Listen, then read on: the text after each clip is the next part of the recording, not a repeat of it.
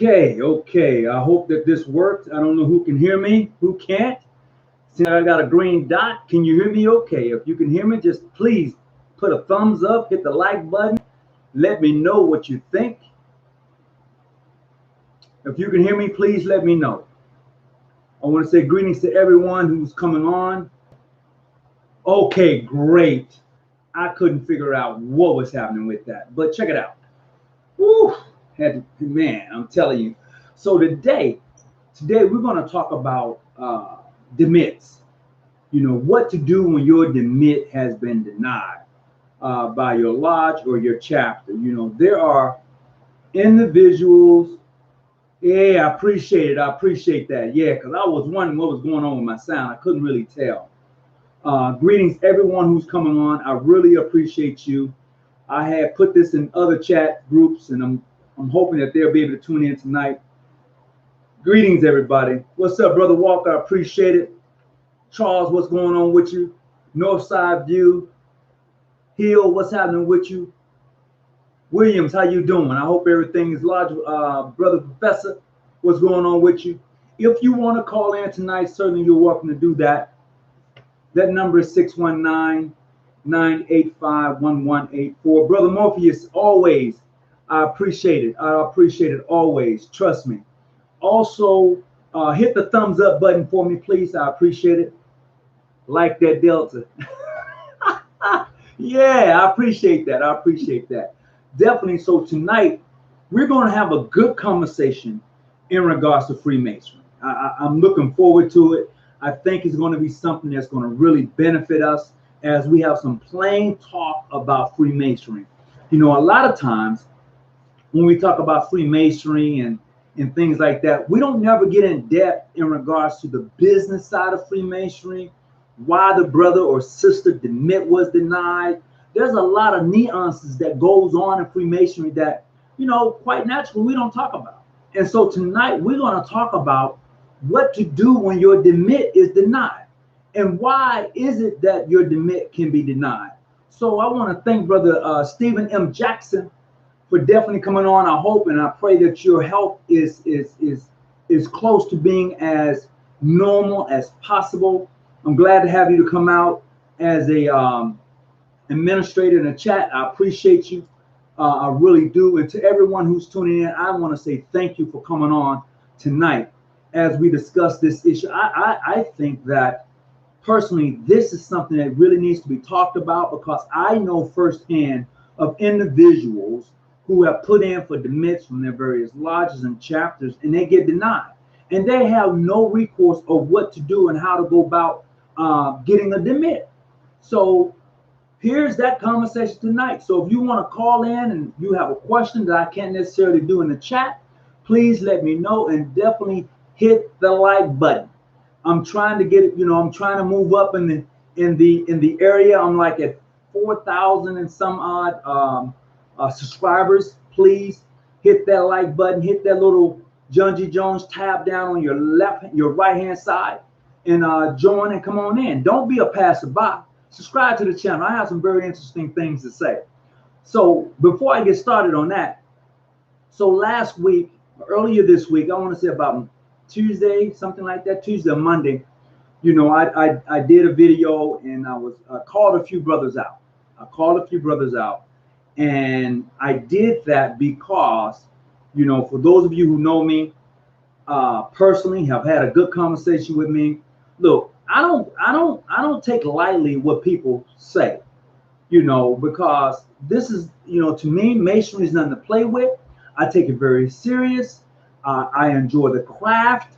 I enjoy the brotherhood, the sisterhood. I enjoy all that Freemasonry has to offer out of my jurisdiction.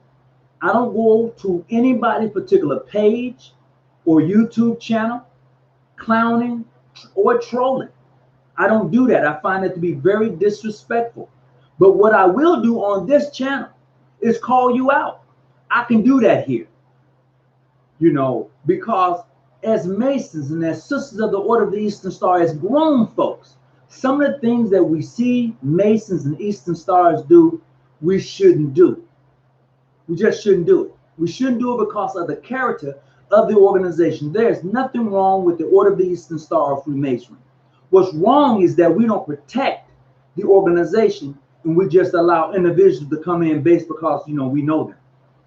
No, that's not good. That's not good. So we're gonna get on up in this show tonight. This episode, I think this is probably my 230th video. I counted. Well, I didn't count. They gave me the number. It's probably 230. So this is like 230 episode. I've been on here now going on probably about 2.5 years. And I want to give a shout out to a brother who used to come on here all the time. I don't see his emblem anymore. He had a Jordan emblem. And he informed me that I should actually start going live. And I didn't quite know how, so he kind of walked me through it. I can't think of his name, but I'm going to go back and see can I find it. And I just want to tell him how much I appreciate him. And for those who have assisted and aided me along the way. So we're going to get right into this tonight. So what do you do, brothers and sisters, when your demit is being denied?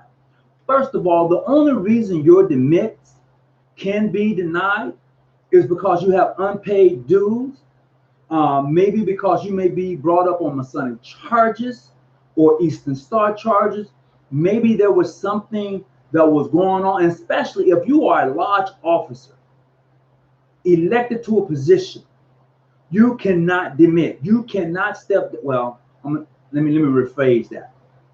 In my jurisdiction, if you have been elected to the office of junior warden, senior warden, secretary or treasurer, worthy matron, associate matron, conductors, associate conductors, secretary or treasurer, if you've been elected to any of these positions in my jurisdiction, you cannot demit, nor can you step down.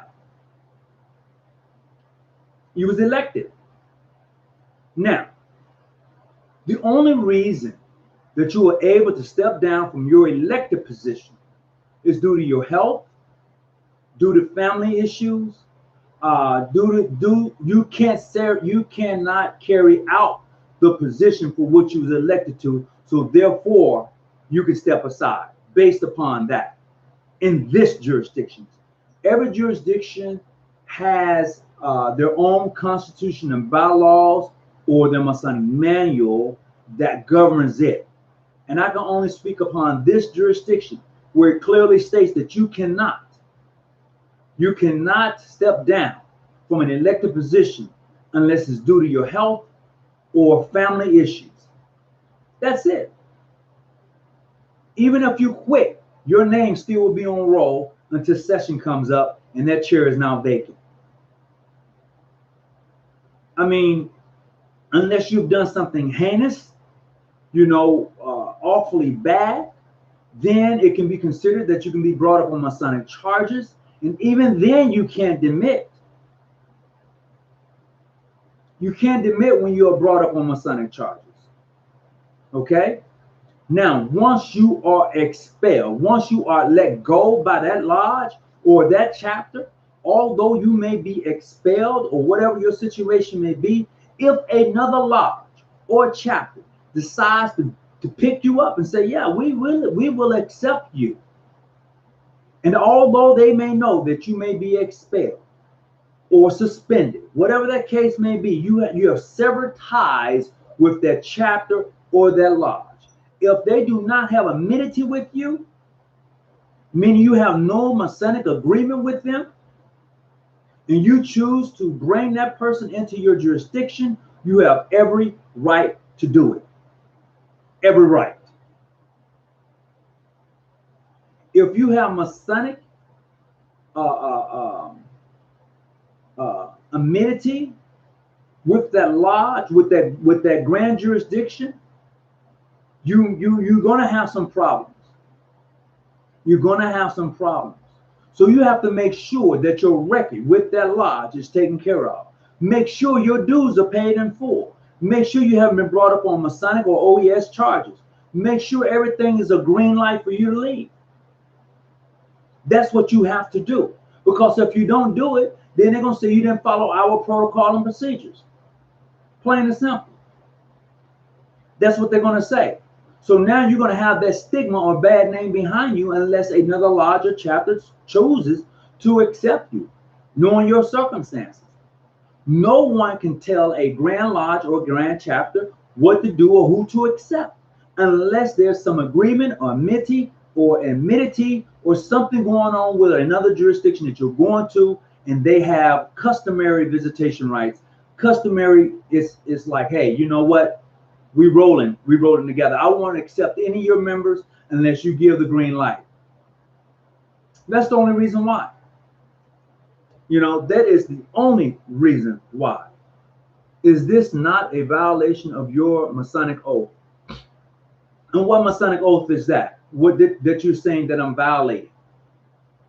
Mr. James, what is that? I'm trying to find out what you're saying. Is this a violation of your Masonic oath? Northside, what's your question? Welcome aboard, Senior Warden. I appreciate you coming aboard. Hey, ain't nothing wrong with being excited. But no, this is not a violation of my obligation at all. This is what people need to know. Because sometimes I've come up, no, I'm not going to say sometimes. I have come across individuals, members from various jurisdictions who have wished to demit, but they were denied a demit. Their dues are paid in full. They haven't missed lodge meetings or chapter meetings. They've done right by the lodge. They've done right by the chapter, but they're upset at their member because he or she is choosing to leave. It was their own free will of coming, and it should be their own free will of leaving.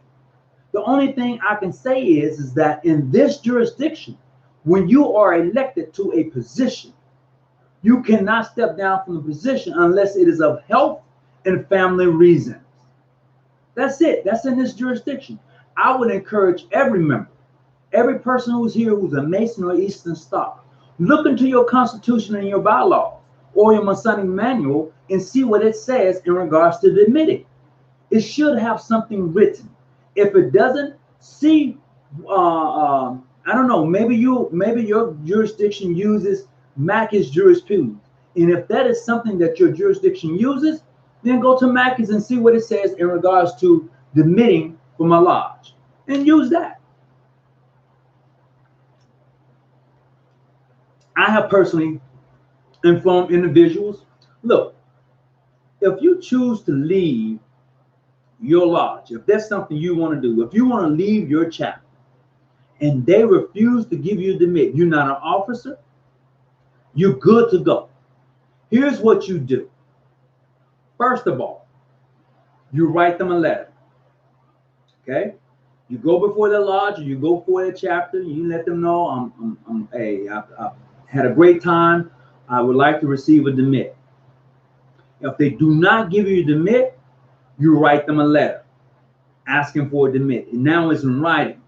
They refuse to give you a letter, then you write another letter, letting them know that due to the fact that they have denied your demit, you're still choosing to leave, and this is your demit letter to them. Now, from there on out, you have totally separated yourself from that lodge. You've written them a letter saying this is it, and I would certify that letter too, letting them know that this is my written demit leaving. You don't have to tell them why you're leaving. You know. Now, if you choose to tell them where you're going, that's totally up to you. Most jurisdictions that I know of require for you to tell them where you're going. And they probably want to know because they probably want to reach out to that lodge or jurisdiction and say, you know what, such person, blah, blah, blah. But if you have done that, and if you have done right by sending a letter, a certified letter, you've emailed them, you've contacted them, and they have yet to refuse and give you a demit, you have every right to walk away. Every right. It ain't complicated. It is not complicated to just say, look, I'm done. I had a great run. It's been fun. No disrespect to the organization, but I'm going to demit. It's just that simple. Greetings, Anthony. How you doing, bro? I appreciate you coming on. You know, because I've had brothers and I've had sisters to say that they've been totally denied a demit. Now, if anybody else knows of something different, please share. I would like to know. I can only talk about my jurisdiction, how we operate, and how some other jurisdictions that I know operate as far as demits are concerned. Now, as I said earlier, if my lodge is in amity with you and with your jurisdiction, and you decide to demit, and you want to come to this jurisdiction, right? There's protocol and procedures. You know, we need to know why you're demitting. Okay, we need for you to make sure that they know that you're leaving, and then when they call, we would already know. Okay, this brother is leaving because he's unhappy. This sister is leaving because she's unhappy. We know, but we want to make sure that it is done right. So you want to make sure your dues are paid up. You want to make sure that you're leaving on the square. You want to make sure that, sister, you're leaving on the point, and that everything is taken care of. So nobody can come behind you and say, well, you just up and left. No, I did not just up and leave. I left you a letter. Well, okay, so you're saying, what if a brother has been expelled? As I said earlier, if the brother is expelled, then all ties to that jurisdiction is severed. He has no Masonic obligation or right to that organization, period. He's an expelled Mason from that jurisdiction. He has been fired. That is not saying that another jurisdiction could not accept him. Prove me wrong. I'm just saying, if you believe another jurisdiction cannot accept an expelled Mason, I beg to differ. I beg to differ. There is a story between two mainstream jurisdictions, and they are from the east on the East Coast, if I'm not mistaken. The brother was suspended. As a matter of fact, he was expelled from the Grand Lodge, and he moved his members. Well, the other Grand Lodge accepted him in. Then they had a falling out, but they worked it out. He still stayed. So yeah, another jurisdiction can pick you up. As a matter of fact, I'm going to look that up, and I'm going to go back and repost that to make sure I have this information correct. But I do know that it happened. I do know that. So we can no longer say alibi when a brother or sister is unhappy. I'll tell you what, this is something that we do here in this jurisdiction. If a brother, I'm speaking for the brothers now, if a brother said, Brother Hawkins, you know, I ran my course, I want to demit, okay, and he's clear to go. What I need to know from that brother, what is it that we did? What is it that was taking place that he now wants to demit? Plain and simple. What is it that was taking place within him or by the lodge or jurisdiction that now you want to demit? And be upfront with the brother. Don't hide anything. And this is what makes Masonry to a lot of people very disappointing, because they be hiding stuff. Don't hide. Just ask the brother or the sister, look, you know, why are you demitting? And if they're man enough or woman enough, they'll say, you know what, I'm demitting because I have more friends over there than I do here. I feel better if I go over there. And if that's what it is, let them go. Let them, don't sweat it. Let them go and have fun and enjoy their Masonic journey. Let them go. Don't get mad because you're not fulfilling their needs as a Mason, as an Eastern Star. Don't get mad at that jurisdiction. You know, you got to find a way to keep your members. Too many times I've seen members be whatever jurisdiction, leave and come. From jurisdiction to jurisdiction. I have Prince Hall brothers in my lodge. There was once Prince Hall. I have an international brother. I have a modern free brother. They was all in different jurisdictions. And they left for whatever reason they chose to leave. Same thing here in my lodge. My junior warden, about 3 years ago in my lodge, after he served his term as junior warden, he joined the Prince Hall Lodge. And he told me, all the guys I grew up with are over there. I like you brothers. You brothers are cool, but all the guys I grew up with, I ran with, I got in trouble with, they over there. And you know what? I couldn't deny him a demit because of that. That's where he chose to go. He served his term as junior warden in my lodge, and I bid him good. Bro, go ahead, do your thing. Have fun. Enjoy. And when I see him, we still speak, we still grip, you know, and everything that he got from this jurisdiction, he took it over there with him because this is where he was raised at. This is where he got all of his Masonic journey started with us. And when he became a Master Mason, he served a couple of years as junior warden. He demitted. I can't kick a brother or a sister for doing that. I can't. It makes no sense for you to hold a brother or a sister back when they want to demit, unless they have done some serious unmasonic conduct. And then you're going to go through a process. Most people don't get an opportunity to go through the process that their lodge or jurisdiction offers. I know of brothers and sisters of the craft and order who have been brought up on Masonic charges, and they never get the opportunity to face their accusers. Is a kangaroo court. They come in, they write a letter, they bring it up, they go in, they go before the lodge, and they're found guilty on a kangaroo court. That's true. Some of you have probably gone through that. I learned today that the current president of the Church of Jesus Christ of Latter-day Saints is a Freemason, and some of his apostles. Oh, really? That's going to be another subject for another day. That's a good one. Let's see. Some please require your lodge to vote you out. Well, bruh, that makes no sense to vote a person out. If a person wants to leave, it is of his own free will and accord. Yes, you voted to accept this application.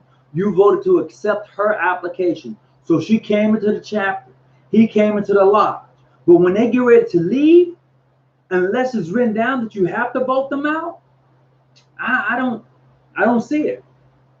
Maybe that's in your jurisdiction. And if that's how it's done in your jurisdiction, who am I to say that it's wrong? That's your rules, your regulation that governs your jurisdiction. That is how it needs to happen. Hey, Jonathan G, what's up, bro? Let's see. You said, okay, so it was you I was reading. You said, some places require your lodge to vote you out, your demit, even if you have been accepted into the other lodge. I heard if a brother don't want you to leave, then you are screwed. That is not true. If a brother or a sister don't vote you out of the lodge or the chapter, you have a right to leave, whether they like it or not. Whether they like it or not. As long, let's see. First of all, I have to know what that jurisdiction bylaws and Masonic manual states. Okay. But if they say they have to vote them out and that's their rules, that's their rules. I'm not gonna turn that back around. I'm gonna add to it. Although that may be their rules. If they leave, they're gone. It's a wrap. You can keep me on roll and pay that money and send it to the Grand Lodge on the every month as long as you want to. I'm out. I'm gone. And there's nothing you can do other than say we did not vote him out, nor did we give him a demit. But if he sends a letter to you or to the chapter saying that you are demitted, and that is a certified letter or chapter, then that's different. That is totally different. So you have two scenario plans. We didn't vote him out. We didn't give him a demit. He or she left. They sent you a letter saying this is my demit, saying that I'm leaving this lodge or chapter effective such and such a date. Now what you gonna do? It's really not much you can do. It really is not. What have you not heard before? Unless you're reading what the brother Jonathan G said. Let's see what your message said. Let's see. No, I wanted to see what your message said. It said restricted. I never heard of that. When will you do a video about the Scottish Rite? Well, you know what? After I get through talking now, we can talk about the Scottish Rite. So many rules and regulations, different jurisdictions. Absolutely. There are many rules and regulations in different jurisdictions. This is why it's important, brothers and sisters of the craft. See what your Masonic manual states in regards to how your jurisdiction is ran. See what's in your lodge bylaws, okay? Then you can proceed in a dignified way, in a way that you're not going to really, you and the brothers of the craft, you're not going to be mad at each other. That's how you want to leave your lodge. Sometimes that cannot be avoided, but that's how you want to leave. That's how you want to leave your chapter, you know, but sometimes that may not be able to be avoided. But you want to leave in such a way till you still are able to forge those relationships with those individuals in that lodge or in that chapter. Those ones that you've been with them, you ran with them, you traveled together. You want to be able to still hold that relationship. I hate to say it, but sometimes you gotta come with the smoke. That's true, you do. Ain't nothing wrong with that. You do have to come with the smoke if you want to leave. If you want to leave, you're going to have to come with the smoke. And there's nothing wrong with that whatsoever. Let's see. I've seen something else in here. So, anybody got any question before I move on to my next topic? So the show's about demitting, okay? What to do when a brother or a sister has been denied a demit. So we're going to move on if you don't have any other question. Stephen, that's a demit. I'm trying to go back and find that. I don't see all this happening in the chat. But anyway, if you write a letter saying this is your demit, within, and I will be demitting within such and such a time, that is your demit. You take that same letter that you sent to that lodge, send it certified. Make sure you have a copy and date it and sign it. Okay? That's what you do for yourself. This is just in case they said, well, we didn't vote you out. You can leave. All right, I'm out. Here's my demit. I'm gone. I emailed you. I sent you a certified letter. You did not accept that. That's not my fault. I did my job. That's the remedy to it. That's what you do when your demit is denied. But you want to make sure you leave and your membership dues are paid in full, and that you didn't leave in such a way to bring a shame or make your lodge or your chapter look bad. You were just done, you know, you were just good to go. What about dual membership? Okay, so the question is two topics that someone put in here. One is dealing with Scottish Rite, and we'll talk about that. The next one is dual membership. So in most jurisdictions, and I'm going to speak about my jurisdiction first, we have dual membership. If we have Masonic recognition with your jurisdiction, and your jurisdiction says, yes, they agree to dual membership, that means that you can hold membership here and you can hold membership there. The only thing is, in this jurisdiction, you have no voting rights. You have rights of visitation. You can come, you can listen to the minutes, you can listen to the treasury report, secretary. You can do all of that like if you was a dues paying member. You can do that. Okay? No problem. None at all. But what you can't do, you don't have any voting rights. So yes, we do have dual membership, and that will be that's an agreement between the Grand Lodges, and this is how it's written up for us. Some other jurisdiction may have some other way that they write it up, and that's good for them. We have brothers who have membership in 2 lodges or so in my jurisdiction. We do. This came along through the development of what we call the Master's Council. So the Master's Council in our jurisdiction consists of Worship Masters or Master Masons per se that come together and formulate a lodge, and they have a meeting. Now, do they have a charter? They don't need a charter because they're all members of the same jurisdiction. It is called a Master's Council. It is like if you're going to what we call a school of instructions or education. So you go there. Any individual in that lodge in that master's council can serve as a worshipful master, a junior warden, and senior warden. This is where you hone your skills at. So when the masters masons come together, they may say, okay, tonight you're going to be the worshipful master, you're going to be the junior warden, you're going to be the senior warden. And this is where the brothers learn and develop their skills in the various seats, what to do, what not to do. This is totally for training, exercises. You also can do initiation. You can also do initiation, passing, and raising, because everyone in the lodge, in the master's councils, is members of a lodge in that jurisdiction. And it is at the will and pleasure of the worshipful master who says, yes, of course, go ahead, do the initiation, do the raising. This is how it's done here in this jurisdiction. Other jurisdictions does it differently. And I can only share with you about what I know in regards to my jurisdictions and other jurisdictions that we have amenity with. No voting rights if they pay their dues, right? Okay, so if you have dual membership from another jurisdiction, paying dues is clearly saying that you're a member over here. You don't pay dues to another jurisdiction when you have dual membership. Dual membership strictly says that since our lodges are in amenity together, we recognize each other. You can come visit here and listen to all of the protocol and procedures. I can go there and listen to all the protocols and procedures, blah, blah, blah.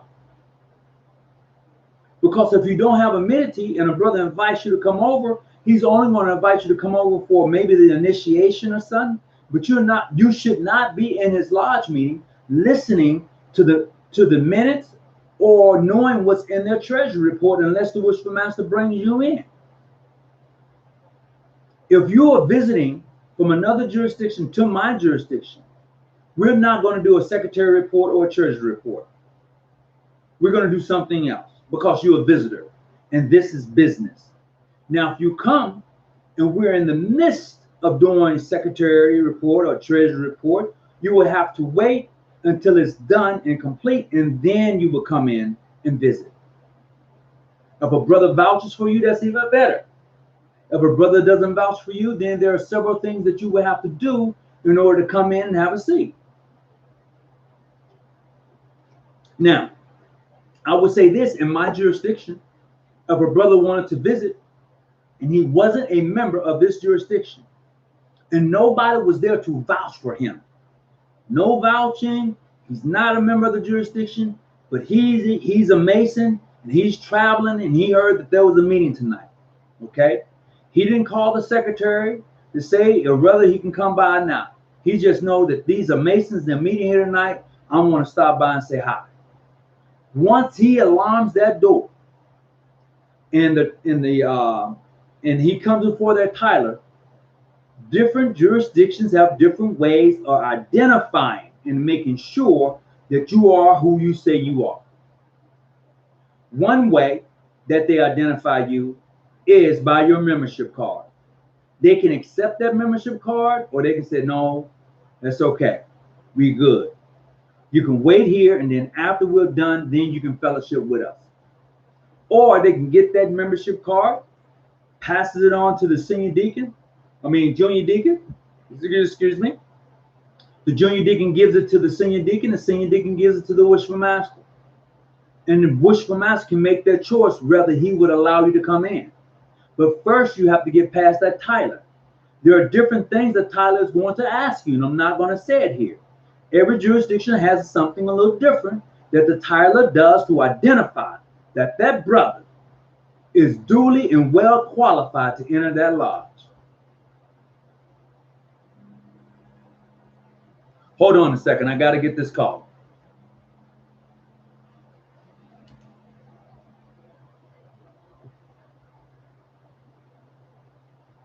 Hello? Hey.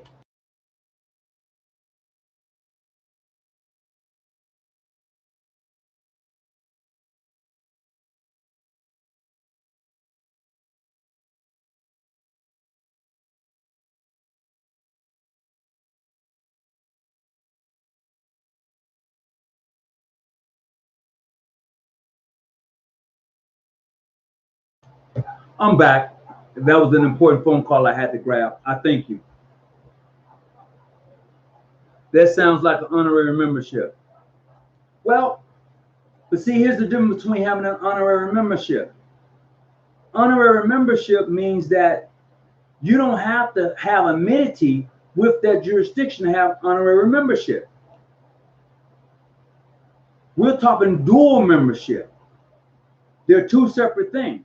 Dual membership says that, look, I can come and hear everything. I'm here. I'm just like one of you. The only thing I can't do is vote. Honorary membership clearly says you can only visit this lodge, period. This lodge.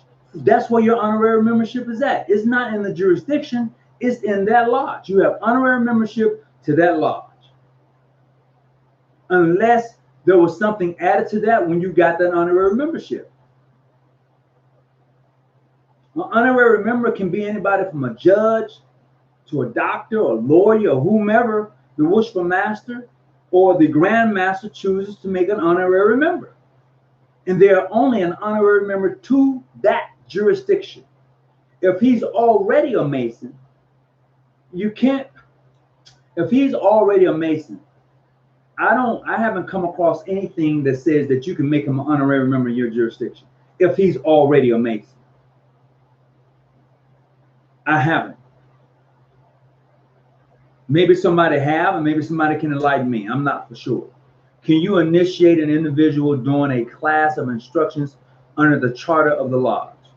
You can. In my jurisdiction, the Master's Council can initiate, pass, and raise a brother. Has the permission of the Grand Master. And we can do that because everybody in the Master's Council is a Master Mason. They can also do proficiency work. We have two lodges that meet as a Master's Council here in San Diego. That is Aries Lodge number 4 and Hosea Lodge number 7. Both of those lodges meet as the Master's Council. When they come together as the Master's Council, they can initiate, pass, and raise. If a brother in Aries Lodge needs to be initiated, we can do that together. If a brother in Hosea Lodge needs to be passed, we can do that together. If there's a raising, we can do that together.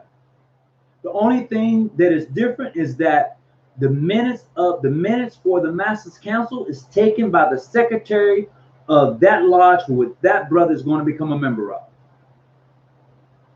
That's how that goes.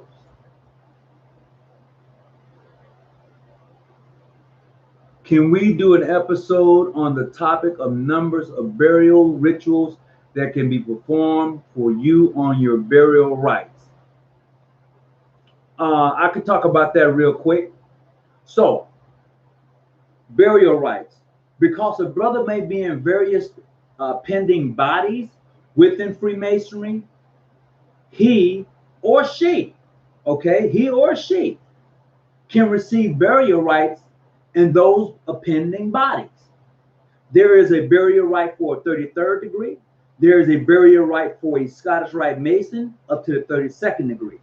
So there's also your burial rite for your Blue Lodge. There's a burial rite for the Knights of Templars. There's burial rites for a brother who's only a Royal Lodge Mason. So in these appending bodies, in this jurisdiction, we have multiple burial rites. Okay? If the brother is a 33rd in this jurisdiction, he won't be buried as such. That is done privately. Okay? And I'm going to explain why it's done privately. Because the burial rites and ceremonies for a 33rd in this jurisdiction starts at midnight. It is a private ceremony. It's not public. If he is a Scottish Rite Mason on the 32nd, Sublime Prince, that can be done publicly. Okay? If he's a Knights Templar, and that's the way he wants to be buried as a Knights Templar, that can be done publicly. In our jurisdiction, we have what you call a lodge of sorrow. This is totally separate from our Blue Lodge. Our lodge of sorrow consists of all appending bodies, except for the 33rd. Nope, nope, that's inclusive. That's inclusive. Our largest sorrow consists of all appending bodies, including the 33rd. That's in this jurisdiction. I don't know about anyone else. I've seen it done.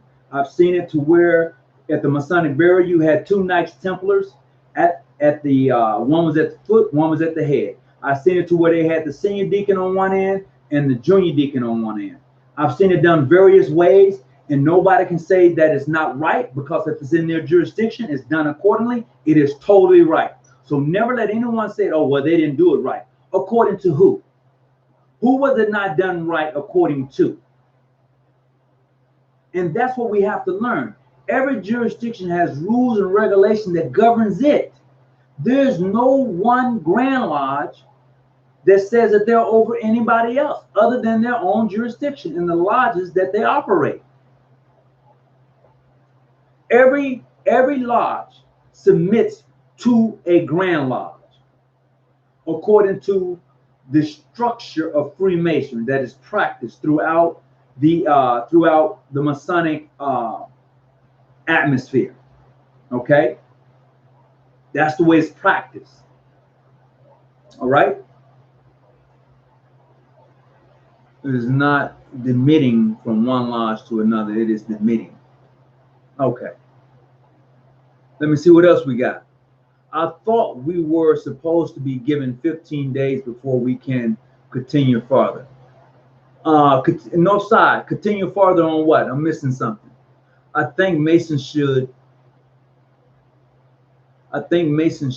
out their membership too many, and people just letting anyone and anybody in Masonry. It is getting watered down, losing its power and influence. Calculated risks. I can agree with you. And the reason that is happening is because what's going on right now in Freemasonry, people are fighting for membership. You have jurisdictions who are doing one-day classes. That means that in one day, they're taking you from an inner apprentice to a master mason. That's a fact. That's not something that's made up. That is the truth. You have jurisdictions who have changed their bylaws. What they're saying is now, if you become a Mason in this jurisdiction, you don't have to go through the appending bodies to become a Shriner. You can go straight to be a Shriner. A lot of people, that's all they want to do is be a Shriner. So what other jurisdictions have done is said, you don't have to be a Mason. You can just go straight and be a Shriner. So therefore, Masonry becomes watered down because there's no process of getting to the next level when you can just skip everything and just get there. Now, do I think that's right? No, but that's what we've come to. We've come to a phase to where people are skipping to get to certain areas in Freemasonry. You know, so let's see. So the brother had asked a question in regards to talking about the Scottish Rite, but he didn't say exactly what he wanted to talk about in regards to the Scottish Rite.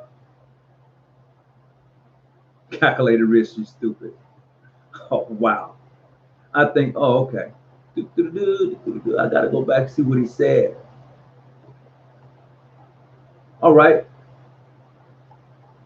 Let's see. North side. There is an open lodge where anyone from the public can. Yes.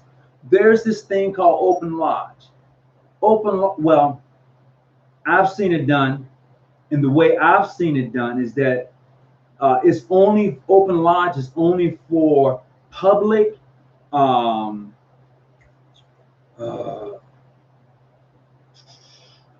do they call it? Public installation. Public installation is done in open lodge. Public installation for officers is done in open lodge. That's how I've seen it done. If anybody's ever seen it done differently, please post. Please post. Greetings, brother Travis Copeland. How you doing? Appreciate you coming on. They should not come. They should not come to someone else's house and complain. Absolutely. That is true.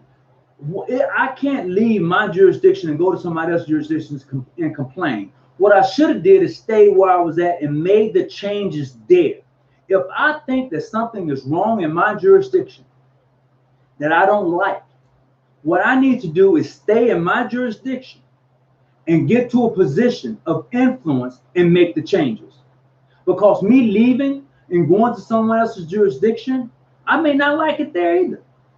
That's the honest truth. However, if you've done all you can do, you've been in your jurisdiction for multiple years, you've done all you can do to help it to change, to help it to grow, and it's not happening, then you got a decision to make. You got a decision to make. If you like being a Mason, if you like being an Eastern Star, and you've done all you can do in your jurisdiction, and they still hadn't busted a grape, then you got to make a decision. I'm good. Here's my demit. I'm fine. Brothers, can I receive a demit? No. Okay, fine. I'll write you a demit. Give it to you. Here you go. You can't leave. Stop me. Watch me walk out the door. I'm done. I don't owe you no dues money. My membership is paid up, and I'm good. I'm rolling out. When I went through the EA, they told me I could not get my fellowcraft degree until at least 15 days. Well, I would tell you this. In mainstream Grand Lodges that I know of personally, they do a one-day class. Enter apprentice, fellowcraft, passed and raised. That's a fact. That's not something that's out of the thin air. That's something that some of them do. They do these one-day classes. Now, I don't know whether it's done on any other Masonic jurisdiction or not, but this I do know. What is Scottish Rite like in your jurisdiction? Are there degrees communicated or performed? How long does it take to become a member? Who should or should not be a member? Okay, so let me break this down. What is Scottish Rite like in your jurisdiction? Well, I personally enjoy my Scottish Rite degrees. I enjoy everything about my jurisdiction. I'm just bragging because it's true. I've been here 35 years I've been in this jurisdiction. So I enjoy everything about my jurisdiction. Have there been ups and downs? Yes. Have I agreed with everything we've done? No. But overall, 90%, I'm on board. I'm rolling through it all. Now, with that being said, that's what it's like in my jurisdiction. I can only speak for mine. Are the degrees communicated and performed? Yes. If you are going to go into the appending bodies, you have to submit your application for the appending bodies. If you want to go Royal Arch, you have to submit your application. In this jurisdiction, we do Scottish Rite and York Rite. Now, let me say this here. We do a European style of Scottish Rite, meaning Scottish Rite Volume 1 and 2. Plain and simple. We do a European style of Royal Arch, meaning that in the Royal Arch degree or ritual is more European than anything else. However, we do add our own flavor. We do. You know, you have to make things yours. It has to look like you, feel like you, be you. Period. So we bring Afrocentric, and I'm being honest, into the Scottish Rite and York Rite Freemasonry. We do. We do that for us because we are predominantly an African American jurisdiction. So we have that flavor. Plain and simple. So the stuff we would add, the stuff we have added, is what we call ancestry things and items that we have added. We burn incense, we burn sage. Okay? We say ancestry prayers. I'm just giving you a little insight. I may be giving you a little too much. I hope my grandmaster do not call and tell me do not say anything else. But I've said that much. I'm gonna leave it right there. We do these things. The way we set up with things in our chapter as a Royal Arch is set up accordingly. But we do bring a little Afrocentric ancestry into the jurisdiction. We do that. All right? That is included on our Scottish Rite in your right. All right. It is impossible to learn all of that, EA. It is. It is absolutely impossible to learn it all in one day. But who am I to say? Whether they do it the way they do it or we do it the way we do it. It is not for me to say whether it's wrong or right. I can only give you the information which I know of. I prefer that if a brother or a sister who goes into the order of these and stock, that there should be a process. I feel for a brother, there should be a process. Now, in this jurisdiction, it takes a brother almost a year to become a Master Mason. We have decided to do one raising a year with all the lodges on the West Coast. We've chosen to do one raising a year. That is not to say that the lodge could not do its raising. That is not to say that. It's clearly saying that we have agreed to say, look, once a year, we're going to go to Vegas. We're going to do the raising in the desert. We have chose to do that because we found that we have the most fun. We find that it is done outside. And it gives the brothers a real feel of what's actually taking place through the Hermetic legend. It gives them that like, this is really happening. And after it's done, they have a different experience than I've ever had. I was brought up in a lodge. It was clean. Everything is laid out. It was flush, beautiful. That's how I was brought up. But to have it done outside, it's a whole nother feeling. It's one that I can, since I have participated and I haven't been raised outdoors, I can only say from a participant point of view, the brothers who get raised outside, according to the Hermetic legend, their experience is different. When they talk to brothers of the craft about their situation, how they was done, it is totally at odds. They're like, dang, y'all did that? Yeah, we did that, you know? Greetings. What's going on, Masonic Q 357? Greetings, Brother Tony and sisters. It's been a minute. Yep. King Solomon Lodge 514, AF and AM, Dallas, Texas. Most wishful St. Joseph. Give my regards to your Grandmaster in the membership. I thank you very much. Greetings. I appreciate it. Catherine, I think that's... No, it's not. I apologize. John Belly, H2O, Billy. CJ Breeze, what's going on? I know you mentioned in the past that the people pay to become 33rd Masons and don't know anything. Should that continue? This shouldn't. It really shouldn't continue. You know, I don't think a person should become a 33rd unless they qualify according to that jurisdiction. You know, and that most Christian sovereign grand commander who grants that person their rights to become a 33rd. And you're absolutely right. There are people that pay to become a 33rd and know nothing other than they paid their money. That's it. And that's the truth.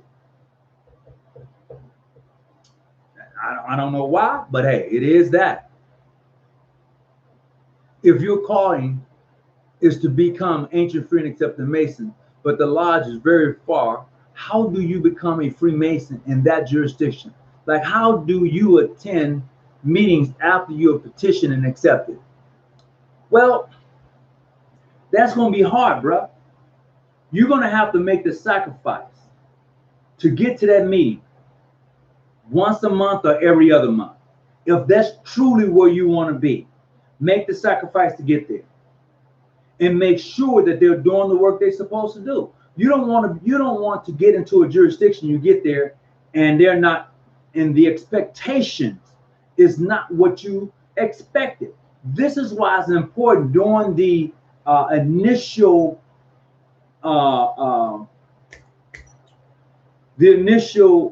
conversation or petition. You want to make sure that you are a match for that law. So when you're talking to the individuals before you in regards to becoming a member of their jurisdiction, You want to clear the air. What are you guys? Are you active? And when I say active, are you active in the community? Are you active in your meetings? Are you active? Are you actively participating? How many members do you have to come to your meeting? If they say 5 or 6 and they're dedicated 5 or 6 members, I'm in because they're dedicated. You must remember, brothers and sisters of the class, and those of you who are looking to become Masons and Eastern Stars, there are only a core of people who make the thing happen. In your lodge, you can have 100 members in your lodge, only 25, maybe even 15 that runs the show. They make it happen. If you got 25 members in your lodge, it's only about 10 that's making everything click. That's the truth. Banquets and things like this, only a handful. If you come from a jurisdiction with 50,000 members, there's only a few that's making it happen.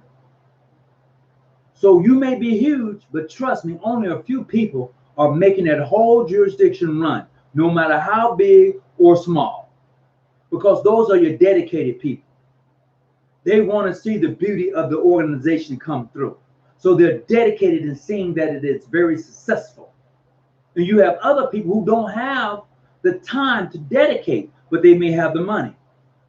I've seen that, even in my own jurisdiction. Brother said, look, I can't do it. I can't make it. I gotta work, blah, blah, blah. But I'm making this donation. That helps too. You have brothers of the craft and sisters. I don't have the money, but I got the time. I got the time to be there. I just don't have the money. I'm taking that too. Because your time is precious and your money is precious. And when they come together, you're going to be successful. There's nothing saying that you're not. You get a core group of brothers and sisters of the order and of the craft, man, you're going to be successful. But you got to have that core. We should select and do like the Skulls and Bones and other elite groups which invest in their members to make sure they're not financially challenged. That's why they only select the elitists. That's true. This is why it's important, once again. Nobody want a broke Mason in their lodge or a broke sister in their lodge. Well, what does a broke sister look like? What does a broke brother look like? He or she looks like someone that every other month, I can't pay my dues, bro. Could you front me 10? Could you front me 25? Oh, bro, I'm hungry. Could you do this? I mean, if you become more of a liability than anything else, you're using the brothers and sisters of the craft. If a brother is coming to you every other month, talking about what he can't pay, and he's not investing in the lodge, or she's not investing in the chapter with their time, then you don't need to be there. Look, we all know that we fall on hard times. We have had our moments, including myself. We have had the moments where we hit a brick, we hit a wall, we have that hard time. But if you're a dedicated brother or sister to that chapter lodge, you can't pay your dues, but you come there and donate your time to make sure you're a service to the lodge and chapter. Bruh, my brothers took care of me. I ain't gonna lie. What's up, Rob? How you doing, bro? Thanks for the donation. I appreciate it. Peace, more. Absolutely. I've hit that moment. I have been to a place to where I couldn't afford groceries in my home as a man. It was just one of them life moments where I had to go to the pantry and receive food from the church. It's a life moment. It taught me to be humble because my pride was getting in the way. I ain't asking nobody for a doggone thing. I'm not asking you for nothing. That's how I felt. I'm a man. I should take care of my home. I'm not asking for nothing. But you know what? You're going to have to learn how to swallow your pride. Put that ego to the side. It will kill you. It will take you down a road that you cannot return from. Set it aside. When you do that and show that you are humble, and you come before the altar of your lodge and you are sincere, sister, you are sincere, brother, and you say, look, this is my situation. Can anybody in this lodge assist or aid me? I've done that. I've received assistance from my brothers of the craft. But you know what they told me? They said, brother, when you get to a point in life, pass this on. Be that bridge for that next brother. Be that bridge for that next sisters. I've gone. When my first grand session I went to, mine was for master, junior warden, and senior warden. I drove. I was the youngest. I drove. Once we got there, I got my room. They got their room. I even shared a room with one of them, as a matter of fact. My first grand session. I'm a young father. I'm just really getting into life real good. And they made sure I was taken care of. They told my wife, look, we got him for the weekend. We'll bring him back on Sunday. And we got him. And they had me. That taught me a lesson right there. This is what Masonry is all about. Look, we know you're young. You can't afford to spend 3 nights in a hotel at $110. Well, at that time, it was like maybe 75. You know, that was a lot of money. We talking about the 80s. That was a lot of money, $75 a night. I couldn't afford that. Plus a rental car to go up and gas. No, they said, look, we got you. Your food, we got it. You coming out, we got it. Your registration, we got it. So now when young brothers are coming in and they are really sincere about being a Mason and they have these issues, maybe they may not be able to pay their dues. I don't mind fronting the brother his dues for the month if he can't pay it. I don't mind that because he dedicates his time. She dedicates her time. And time is something that you give and you can't get it back. It's gone. It is very precious. That's why it's so important. They said time is money. They ain't lying. They're not lying. Mo Light 334, what's going on? You're absolutely right. The journey is the prize. And hopefully you learn from what you go through. Absolutely. And I would tell you this, as I've said before, no brother of the craft, no sister of the order should walk alone. In this journey, you shouldn't be, no, my cable toe.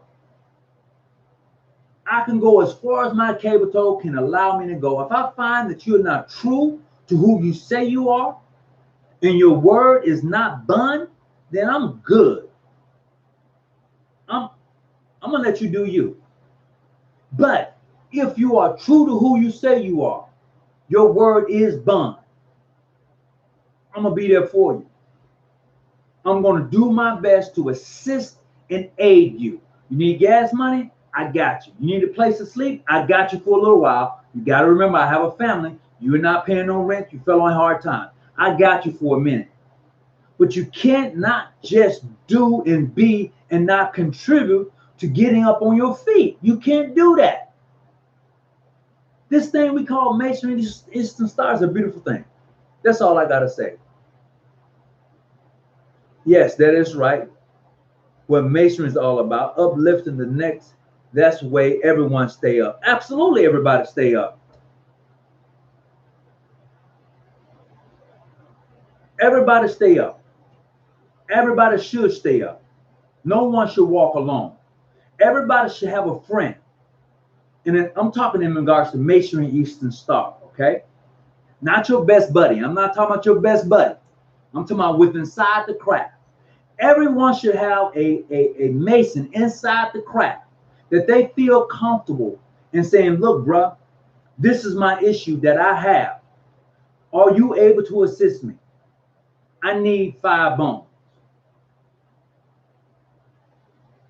I need 5 bones. See, when you talking real money, 5 bones is a lot of money to a lot of people. And to 5 bones is okay to some people. $100 is a lot to some people. But when you got a brother or a sister in the craft that you can go to and say, look, I need $100, I give it back to you on Friday. Friday comes, and you say, look, I got 50 of that 100. This is what happened. They're okay with that. That brother, that sister, they're okay with it. You know why they're okay? Because they learned that you was man enough, you was a woman enough to come to them and say, look, I may not have that whole C note. Okay, I may not have the whole $100, but this is what I do have. And they're going to be like, okay, you know what? Do your thing. Make sure you get it back to me. At least you manned up. You warming up. Some people you loan stuff to, they don't even come back. They don't even bother you. And you have to cut them loose. This is some plain talk about masonry. You know, in regards to not only your demit, how you should carry yourself, some of the things we talk about in Scottish Rite, some of the things we talked about in York Rite. But what I've learned along this journey, and I tell everybody, stop comparing your jurisdiction. You can't compare jurisdiction to jurisdiction. Some are bigger, some are smaller. Some operate more efficiently than others. You can't do it. You can't do it. 45 degrees facts. There you go with that stripped writing again, Masonically speaking. What's going on with you, bro? It's been a minute. Glad to have you on. Please hit the like button and subscribe to the channel. I certainly would appreciate it. And pass this on to somebody who may be interested in Freemasonry.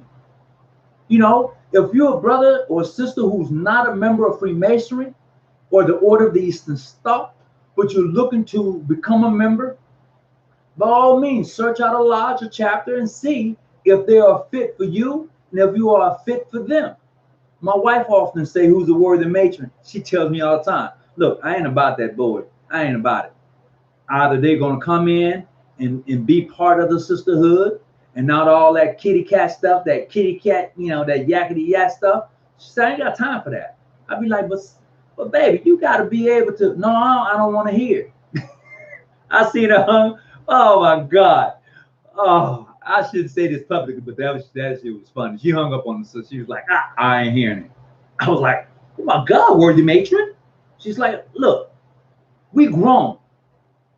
I don't have time for childish stuff. We need to come to the table, sit down, and talk about it. I was like, well, go on, worthy matron. I stay out of that. I'm being married to a sister of the Order of the Eastern Star who's a matron. I'm staying out of that. Nope, I'm not getting involved. I was her associate patron, and that's as far as I got. That's as far as I wanted to go. Nope, because you know what happens? If that sister has a complaint, and you're the patron of that chapter, and she's the wife, and she got a complaint against you, what does that look like? Think about that, brothers and sisters. What does that look like?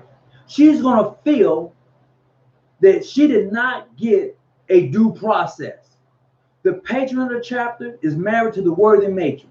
The sister has a disagreement with the worthy matron. She brings it to the patron. She's going to feel that you're going to take your wife's side.